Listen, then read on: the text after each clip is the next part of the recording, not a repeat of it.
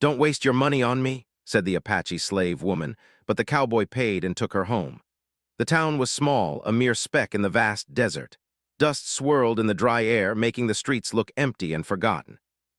It was a place where the wind howled through the wooden shacks and the sun blazed down relentlessly. The kind of place where time seemed to stand still and nothing new ever happened. But on this day, something was different. A young cowboy rode into town on a horse with a tired, weary look on his face. His name was Jack, a man of few words, known more for his silence than for any grand gestures. His clothes were weathered, the brown leather of his boots cracked from years of travel. His eyes, dark and hard, reflected a lifetime of hardship, trials that had shaped him into the man he had become. He had spent the last few weeks alone in the wilderness, riding across the plains and mountains, chasing after work and finding none. The loneliness had started to eat away at him. The wide, open spaces had once brought him peace, but now they just made him feel empty inside. And so, Jack found himself in this forgotten town, hoping for some human connection, hoping that maybe he could find a purpose again. He dismounted his horse and walked into the saloon. The heavy wooden door creaked as he pushed it open, the sound echoing through the dusty room. The saloon was dimly lit, with the smell of old whiskey and tobacco hanging in the air. A piano played softly in the corner, but the music felt distant, as though it belonged to another time. The few patrons in the room barely looked up when he entered. They were used to strangers passing through, coming and going, never staying long enough to matter. Jack took a seat at the bar, his boots scraping against the worn wooden floor. The bartender, an older man with a gruff face, nodded at him without saying a word. He poured a drink, setting it in front of Jack, who took it without a second thought. The cold liquid burned his throat as it went down, but it didn't do much to ease the knot in his stomach. As he sat there, nursing his drink, his eyes wandered across the room. That's when he saw her. She was standing behind the bar, her back slightly hunched, as if the weight of the world rested on her shoulders. Her face was calm, but there was something about her eyes, something that made Jack want to know more. She had the kind of beauty that didn't demand attention, but somehow it still found its way to you. Her hair was dark and pulled back in a simple braid, and her skin was tan from the sun, but it was her eyes that held Jack's gaze. They were deep, almost otherworldly, as though she had seen things that no one else could understand. Yet there was a sadness in them, a quiet sorrow that was hard to miss. Jack's heart skipped a beat, but he quickly masked his reaction. He had learned long ago not to let his feelings show. He wasn't in this town to find a woman, and certainly not one like her. He knew the kind of life she was living. He had seen it before. She was just another soul trapped by circumstances, playing her part in a story that she couldn't escape. But despite his reservations, Jack couldn't help but watch her as she moved around the bar, her every step graceful, even in the simplest of movements. She wasn't like the other women he had encountered in his travels, women who were eager to flirt, to catch his attention, to make him feel wanted. No, this woman had a quiet strength about her, as if she had learned to survive in a world that had no mercy. She glanced in his direction, and for a moment their eyes met. It wasn't the usual glance. This was something more.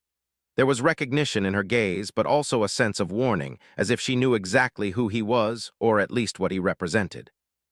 Jack wasn't sure what to make of it.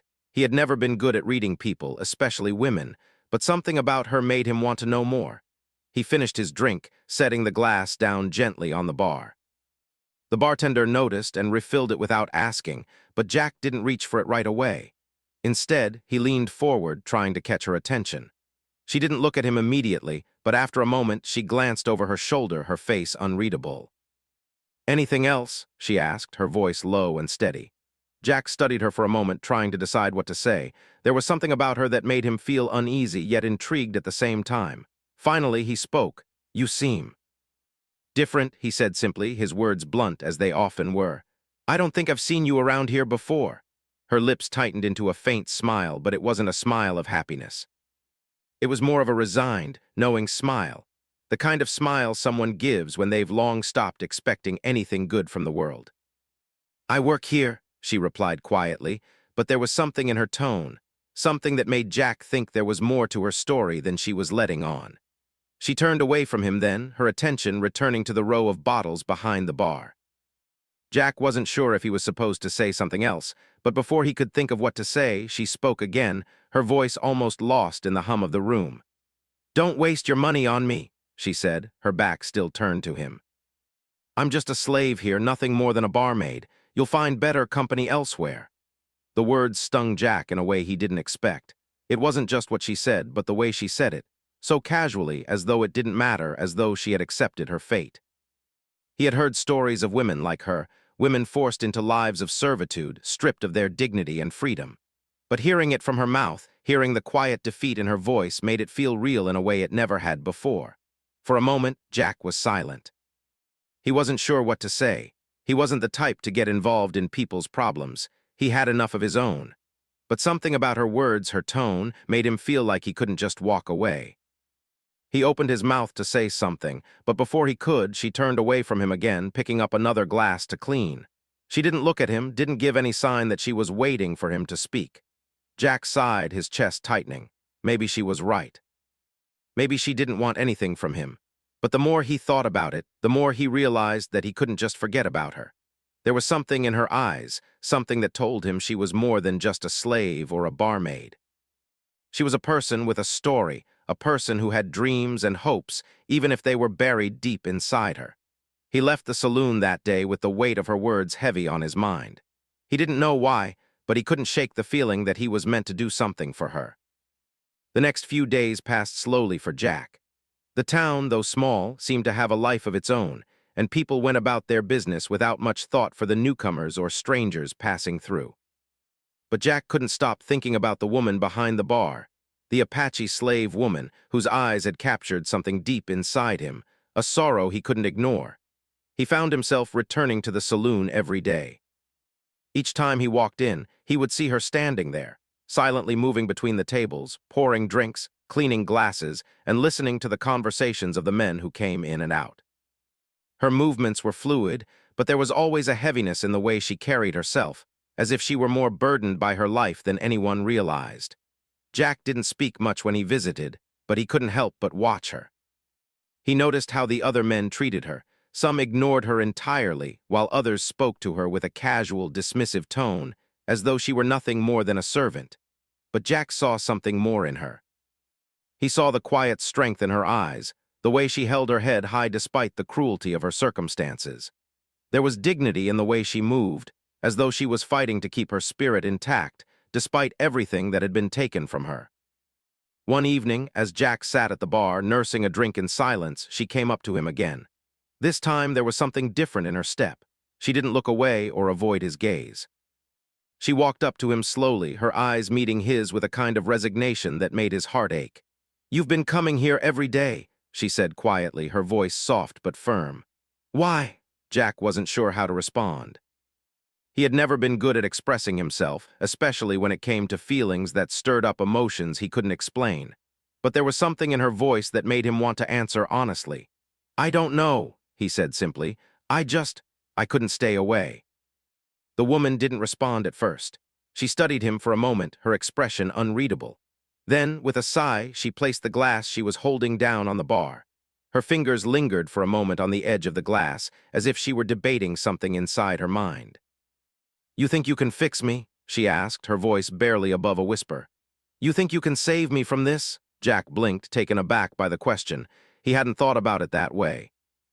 He had only come here because something about her pulled at him, something deep inside that he didn't quite understand. But the way she phrased the question made him realize how helpless she must have felt, how trapped she was in a life she hadn't chosen. "I don't know if I can fix anything," Jack said slowly, "but I'm not going to sit here and do nothing. I don't think that's the right thing to do. You're not meant to live like this. No one is." The woman's eyes softened slightly, but the sadness in them didn't fade.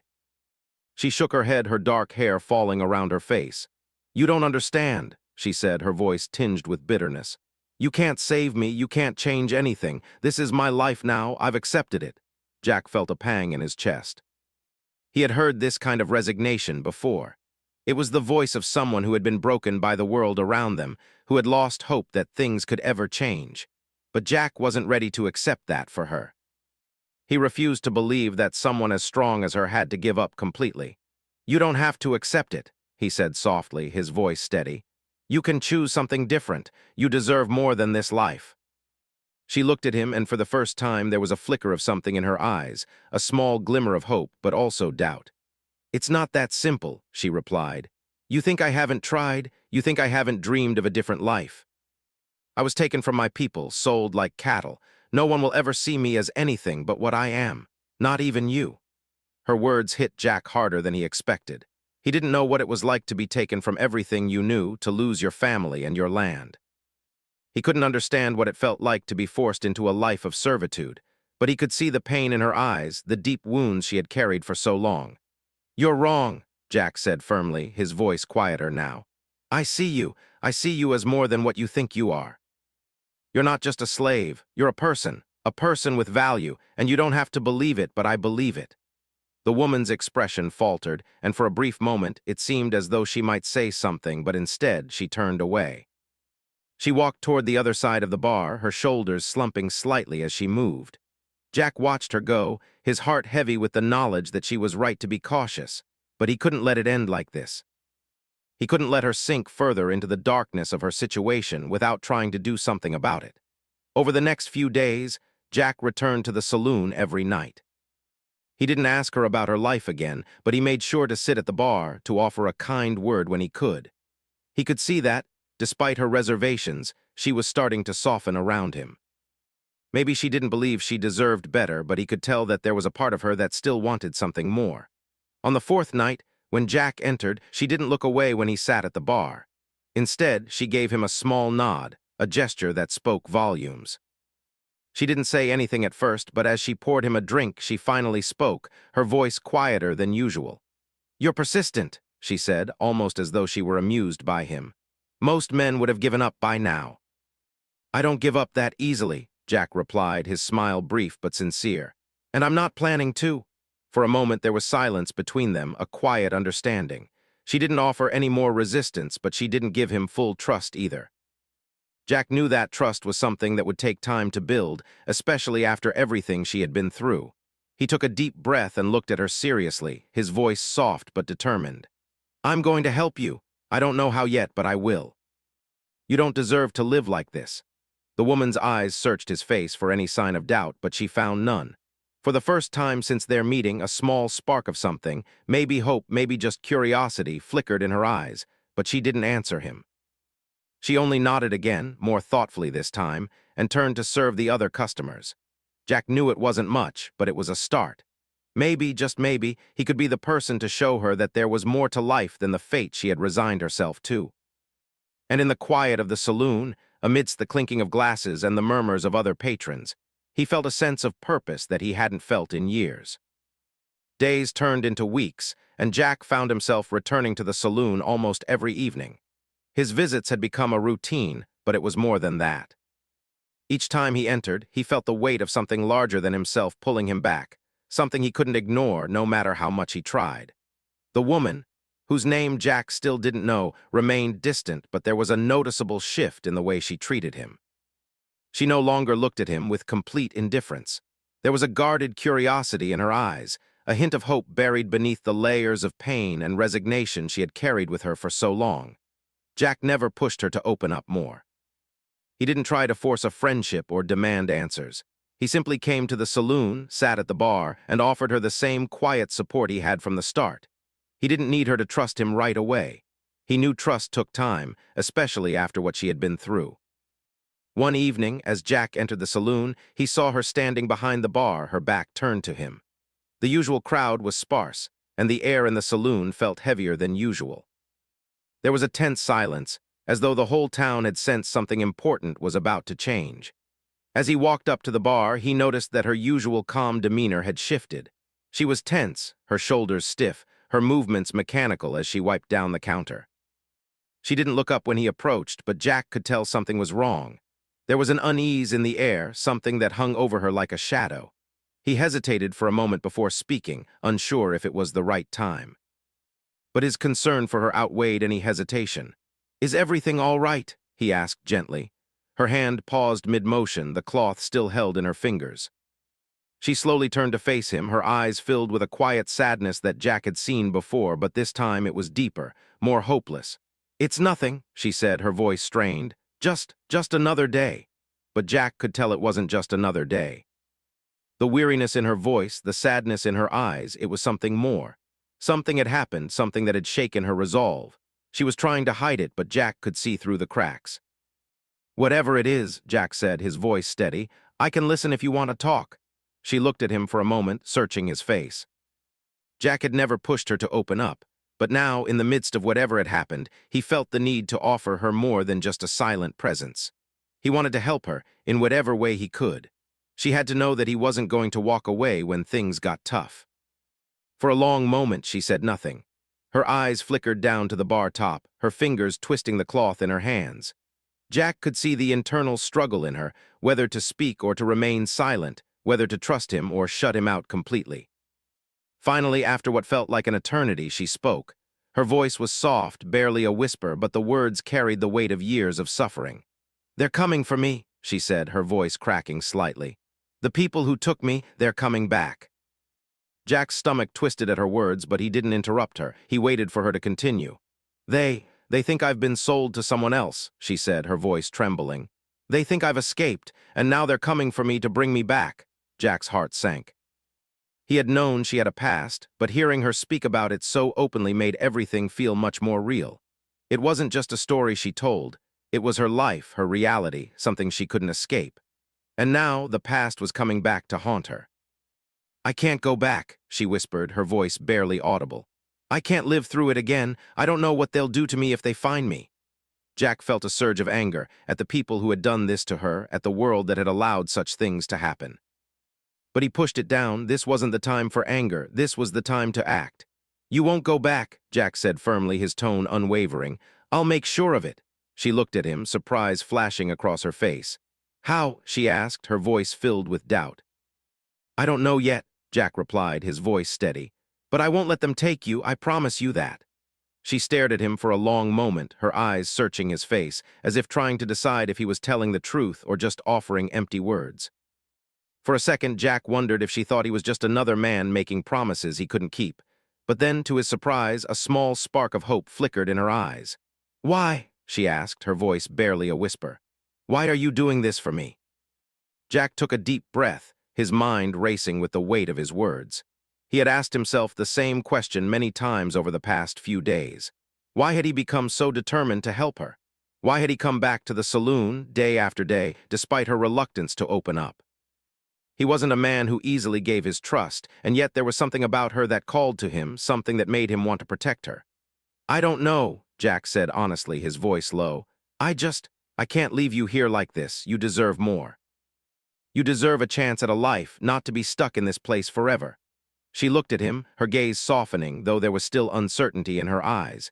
She had heard promises before. She had heard the empty words of people who had come and gone, offering help they never intended to give. But Jack's sincerity seemed to reach her. The quiet determination in his voice made her feel something she hadn't allowed herself to feel in a long time: hope. "I don't know what I'll do," she said softly, her voice shaking slightly. "But I'll try to believe you." Jack nodded. "That's all I'm asking, just a chance. We'll figure it out together." There was a moment of silence between them, a fragile understanding settling in the air. Jack felt like this was a turning point, a moment where everything could change, where they could finally move forward. But he knew that the road ahead wouldn't be easy. It wouldn't be simple. But for the first time in a long while, Jack felt a sense of purpose, a sense that maybe, just maybe, he could make a difference in someone's life.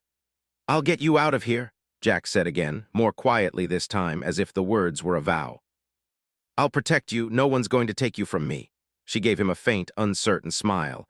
"I don't know what to say." "You don't need to say anything," Jack replied. "Just know that I'm not going anywhere. I'm in this for the long haul." For the first time in a long time, the woman allowed herself to believe him. She didn't fully trust him yet, but the small flicker of hope inside her grew a little brighter. Maybe, just maybe, she could have a future that wasn't defined by the chains of her past. Jack stood up from the bar, his resolve stronger than ever. They still had a long way to go, but for the first time they were facing the future together. And that, in itself, felt like a victory. The days that followed Jack's promise felt like a blur. They had only a short time to make a plan, and each moment was filled with the weight of their uncertainty. Jack was determined to keep his word, but he knew that the path ahead wouldn't be easy. There were too many dangers, too many unknowns. Yet as they spoke late into the night trying to make a plan for her escape, Jack realized one thing: he would do whatever it took to protect her. They had to act fast. The woman, who still hadn't told Jack her name, could feel the pressure mounting. Every day, the fear of being discovered gnawed at her. She had lived in fear for so long that the thought of running, of leaving the only life she had known for years, seemed impossible. But Jack's determination gave her something she hadn't felt in a long time: hope. That evening, Jack and the woman sat together in a quiet corner of the saloon after the last of the customers had left. The saloon had grown emptier as the sun set, the once lively atmosphere now dim and abandoned. Jack could feel the heaviness in the air. It was as if the town itself was holding its breath, waiting for something to happen. "Are you sure about this?" the woman asked, her voice barely above a whisper. She was sitting close to him, her hands folded in her lap, the weight of their conversation pulling down on her chest. "I don't know if I can go through with it. I've been here for so long, it's all I know. I don't even know where to go." Jack's eyes softened as he looked at her. He could see the fear in her eyes, the uncertainty that clouded her every thought. She had been trapped in this life for too long, and the thought of stepping into the unknown was terrifying. But he could also see the small flicker of hope she had allowed herself to feel, a flicker that grew brighter each time she looked at him. "We don't have to go far," Jack said, his voice steady. "We just need to get you away from here. We'll figure it out step by step. I won't let anything happen to you." She looked at him, her gaze searching his face as if trying to determine if his words were genuine. Jack didn't flinch or look away. He knew this was the moment. This was where everything would change. "I've never been free," she said softly. "I've never had a choice. Everything has always been decided for me. I don't know what it feels like to be free." Jack reached across the table, gently taking her hand. He didn't speak for a moment, just letting the silence stretch between them. When he finally spoke, his voice was low and sincere. "I know it's scary, but freedom is worth fighting for.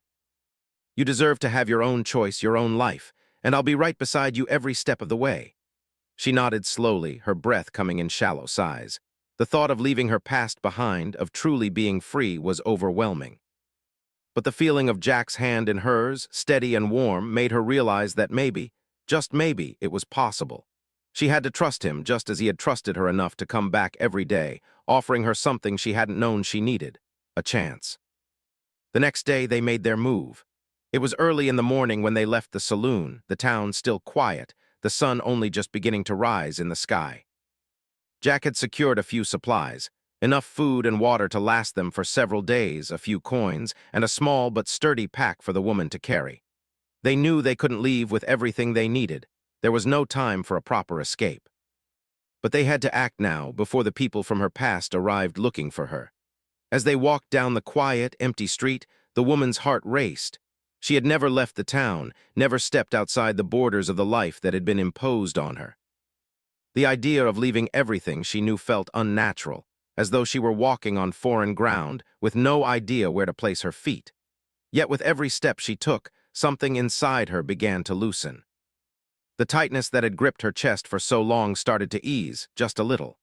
They reached the edge of town, where the road began to wind toward the open plains. It wasn't much of a path, just a dusty, worn trail that led away from the safety of the town and toward the unknown. The woman hesitated, glancing back at the town, the life she had left behind. "I don't know if I can do this," she murmured, her voice barely above a whisper. "What if they find us? What if I'm never safe?" Jack stopped walking and turned to face her. He placed a hand on her shoulder, gently but firmly. "You're already safer than you were yesterday. You've made it this far. You don't have to worry about what's behind you anymore. We'll focus on the road ahead, one step at a time." Her eyes searched his face, and for the first time she saw something more than just a man trying to help. She saw someone who truly believed in her, someone who was willing to fight for her freedom. It wasn't just a promise anymore, it was a reality. She didn't know what the future held, but in this moment she knew she wasn't alone. With a deep breath, she nodded. "Okay," she said softly. "Let's go." They began walking together, side by side.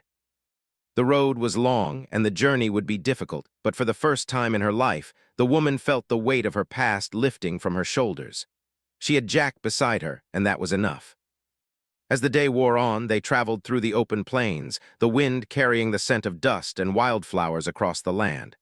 The sun beat down on them, but neither of them complained. It was quiet, peaceful, and they didn't speak much. There was no need for words. Their silence was a comfort, a mutual understanding that they didn't need to say anything to know that they were both determined to move forward. They set up camp that night under the stars, just outside a small grove of trees that offered some shelter from the cold desert wind. The fire crackled softly, casting a warm glow on their faces. Jack watched as the woman sat beside the fire, her face thoughtful, her mind still processing everything that had happened. "You're doing good," Jack said, his voice soft.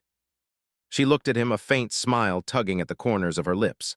"I don't feel like I'm doing anything," she replied quietly. "I feel like I'm just following you." Jack shook his head. "You're doing more than you realize. It takes courage to leave everything behind." "That's more than just following, that's strength." Her smile widened, though it was still tinged with uncertainty. Maybe you're right." The night passed slowly but peacefully. As the fire died down, the woman leaned back against the soft earth, gazing up at the stars. For the first time in years, she felt a sense of calm wash over her, a quiet hope that had been absent for so long. She didn't know what the future held, but she knew one thing for certain. She wasn't alone anymore, and that, she thought, was enough to start with. The road was long and unpredictable. Jack and the woman, who had finally revealed her name as Yana, made their way through harsh deserts, dry hills, and the occasional grove of trees. With every mile, Ayana could feel the weight of her past growing more distant, as if the landscape itself was helping her to forget what had been. But the journey wasn't easy. They had to be careful, always looking over their shoulders, making sure they weren't being followed. There were moments when the silence between them felt heavy, when Ayana couldn't shake the memories of the life she had left behind, but she didn't speak of them. It was too painful to revisit, and there was no need to dwell on the past anymore. They had made it this far, and that was enough. As the days turned into weeks, Jack's determination to keep his promise never wavered. They found shelter in small towns, moving quickly and quietly, always careful not to attract attention. The people they met along the way were kind enough, though they didn't linger in any one place for too long. Jack had insisted they stay on the move, and Ayana had reluctantly agreed, knowing there was no other way. Yana had never been outside of the small town where she had spent most of her life. It was a strange feeling for her, this freedom. She was so used to being trapped in her own world, watching the days pass with no purpose, with no hope for a better life. But now, out here in the wide open plains and mountains, everything seemed so different. The air felt fresher, the sky larger, and the ground beneath her feet seemed to promise a future she had never dared to imagine.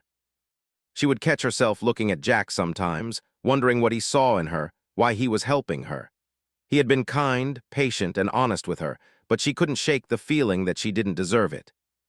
After all, she was just a former slave, someone whose life had been shaped by others' cruelty. What could she possibly offer in return? One afternoon, as they walked through a wide, barren valley, Ayana finally spoke her mind. They had been walking in silence for hours, the sun hanging low in the sky as the temperature dropped. Jack had noticed that she seemed distant lately, lost in thought, and he couldn't help but feel concerned. "You've been quiet," he said, looking over at her. "What's on your mind?" Yana hesitated, unsure whether to speak or keep her thoughts to herself. But there was something about Jack's calm presence, the way he never pressured her, that made her feel like she could trust him. So she stopped walking and turned to face him, her hands clenched into fists at her sides. "I don't understand why you're doing this for me," she said, her voice tight. "You don't owe me anything. You could have gone on with your life, left me behind, and never looked back. But you didn't. You came back for me. Why?" Jack stopped walking and took a deep breath, considering her question. He had asked himself the same thing 1,000 times, but the answer was always the same. "Because I believe you deserve more than what life has given you," he said, his voice steady and honest. "I saw something in you from the moment we met, something worth saving. I don't know what the future holds for either of us, but I do know this. You're not meant to live in fear forever. You deserve to have a choice. You deserve to have a life of your own, free from the pain of your past." Iana looked at him, her eyes wide with surprise. She had expected him to say something else, something less sincere, but his words were true. For the first time, she felt like she wasn't just a survivor of her past. She was a person worthy of a future. "I don't know if I can ever be the person you think I am," she said quietly. "I've been through so much, Jack. I don't know if I can ever leave it all behind. I don't know if I can be the person I want to be." Jack smiled softly, his eyes kind but unwavering. You don't have to be perfect. You don't have to have all the answers. All I know is that you don't have to do it alone anymore. We'll take it one step at a time. You're not bound by your past. You can be whoever you choose to be. The weight of his words sank deep into her heart. She had never had anyone speak to her like that before. In all her years of living in fear, no one had ever offered her the chance to be free, to be more than just a shadow of what she had once been. Jack wasn't asking for anything in return. He was simply giving her the freedom to decide what came next. And that was more than Ayanna had ever dared hope for. "Thank you," she whispered, her voice thick with emotion. "Thank you for believing in me." Jack gave a small nod, his expression soft. "You don't have to thank me. I believe in you because you're strong. You've been through things that most people couldn't even imagine, and yet here you are. That takes more strength than you know." They stood in silence for a few moments, the vast expanse of the desert stretching out before them. It was quiet, peaceful, and Ayanna felt the weight in her chest begin to loosen. She had spent so long trapped by her own fear, by the belief that she would never escape her past. But now, with Jack beside her, she was beginning to see a new path. A path where she wasn't defined by the pain of her past, but by the strength she had found to move forward. As the sun began to set, casting an orange glow over the land, they made camp for the night. They built a small fire, and as they sat together, sharing a meal in the stillness of the desert, Ayanna felt a sense of peace settle over her. It wasn't the peace she had once known, a kind of numb acceptance of her fate, but a deeper, more profound peace. A peace that came from knowing she wasn't alone. She wasn't just surviving anymore. She was living. Over the next few weeks, they continued their journey. They traveled through forests, over hills, and along winding rivers, always moving toward a new life. With each step, Ayanna grew stronger, more confident in herself. The fear that had once gripped her began to fade, replaced by a quiet determination. She wasn't sure where they would end up, but she was no longer afraid of the unknown. One day, as they reached the edge of a new town, Ayanna looked around, feeling a sense of wonder. This was the first time she had truly stepped into a new place, a place where no one knew her story, where she could be whoever she wanted to be. She turned to Jack, her heart full of gratitude. "Thank you," she said again, her voice full of emotion, "for everything." Jack smiled, his eyes warm and understanding. "You don't need to thank me. You did this. You made the choice. You took the first step." Ayanna felt the weight of his words. She had taken the first step, and now the road ahead was hers to choose. She was free. As they walked into the town together, Ayanna knew that her life was just beginning. It wasn't going to be easy, and there would still be challenges ahead, but for the first time, she believed that she could face them. She was no longer a victim of her past. She was a woman with a future that she could shape on her own terms. And as the sun set behind them, casting its golden light on the horizon, Ayanna felt the weight of her past finally lift, replaced by a new sense of purpose and hope. The journey had been long, but it had brought her to this moment, to the beginning of a new life.